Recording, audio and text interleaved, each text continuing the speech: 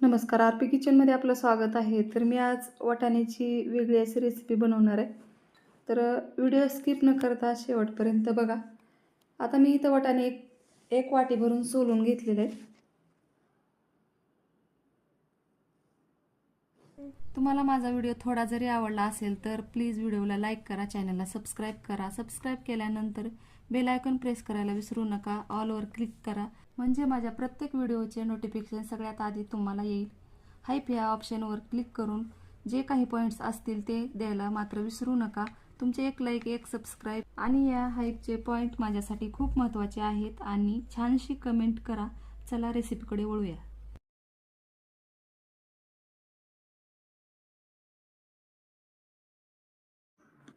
आता इथं गॅसवर कढईत पाणी ठेवलेलं आहे 1 ग्लासभर. आता याच्यामध्ये वाटाणे सोललेले वाटाणे याच्यामध्ये टाकून घ्यायचे. चवीनुसार मीठ टाकायचं आहे आणि तेजपान आणि लवंगा, दालचिनी टाकून घ्यायची याच्यामध्ये. या मसाल्याचा स्वाद त्या वाटाण्याला लागतोय आणि भाजी एकदम छान चवदार लागते. चवीनुसार मीठ टाकायचे आणि एक उकळी येऊ द्यायची.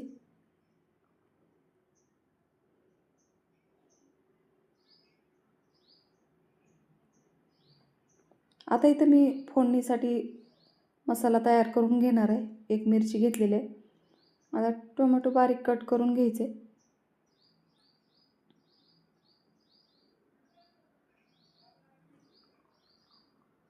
आता इथे एक कांदा घेतलेला आहे. दोन्ही बाजूनी देठ काढून घेतलेत आणि एकदम बारीक असा कांदा कट करून घ्यायचा आहे. आता इथं वाटाणे पण छान असे शिजलेले आहेत. गॅस बंद करायचे आणि ही वाटाणे बाजूला काढून घ्यायचे.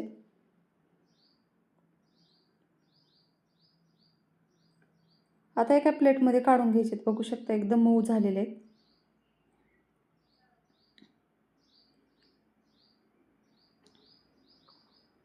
आता सर्व वाटाणे मी या प्लेटमध्ये काढून घेणार आहे. आता हे मसाले बाजूला काढून घ्यायचे.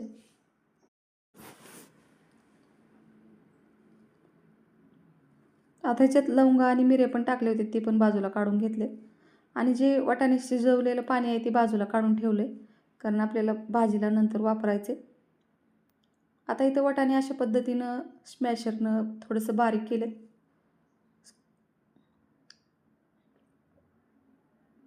आता इथं कांदा घेतलेला आहे. तर कांदा मिक्सरच्या भांड्यामध्ये वाटून घ्यायचा आहे. टोमॅटो तसंच वापरायचे भाजीला. आणि इथं कांदा मिक्सरच्या भांड्यामध्ये एकदम बारीक पेस्ट बनवायची. आता इथं छोटी वाटी एक शेंगदाणे घेतलेले आहेत. एक छोटी वाटी किसलेलं खोबरं घेतले. आता इथं जे गरम पाणी होतं ते थोडंसं टाकून आणि वाटून घ्यायचं आहे. तर तुम्ही या पेस्टमध्ये काजू पण टाकू शकता, त्याच्यामुळं पण एकदम छान चव लागते भाजीला. 2-4 काजू असले तर टाकायचे. आता इथं गॅसवर कढई ठेवली फोडणीसाठी. आता इथं 1 ते 2 पळ्यात तेल टाकायचे.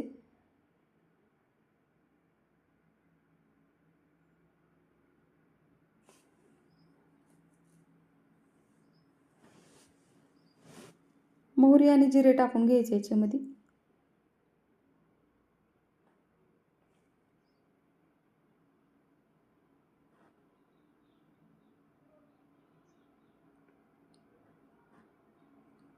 आता वाटलेली पेस्ट याच्यामध्ये टाकून घ्यायची आणि छान तेल सुटूस तर तळून घ्यायचे.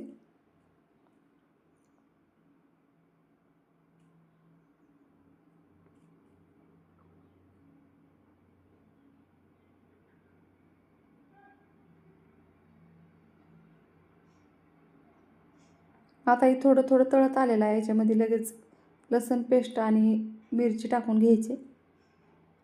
आता इथे 1 चमचा लसूण अद्रक पेस्ट आहे, ती पण याच्यात टाकून घ्यायची आणि छान तळून घ्यायचे.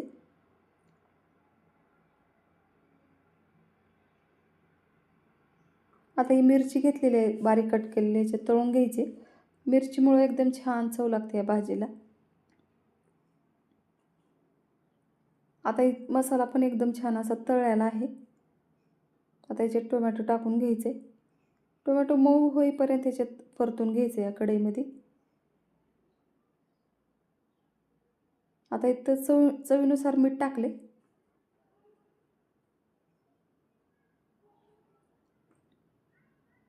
आता याच्यामध्ये बाकीचे मसाले टाकून घ्यायचे आहेत. गरम मसाला, धने जिरे पावडर, घरगुती काळं तिखट, बेडगी मिरची पावडर आणि लाल तिखट टाकायचे.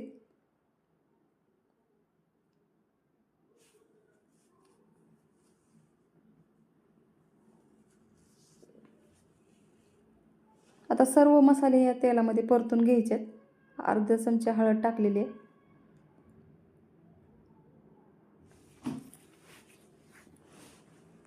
आता तेलामध्ये थोडंसं परतून घ्यायचं आहे.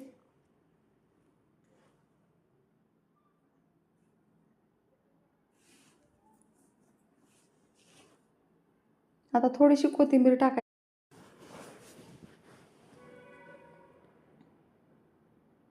आता याच्यामध्ये जे स्मॅश केलेले वाटाणे आहेत ते याच्यामध्ये टाकून घ्यायचे. आता मी ते 1 चमचा तूप टाकले. तुपाच्या ऐवजी साय असेल दुधावरची तरी पण चालते किंवा बटर असेल तर टाकायचे. आता इथं मी वाटाणे टाकून घेतले. आता वाटाणे शिजवलेले जे पाणी आहे ते याच्यामध्ये टाकायचे. या भाजीला तीच पाणी वापरायचे, दुसरं पाणी वापरायचं नाही. आता इथं छान अशी भाजी तयार झालेली आहे, बघू शकता.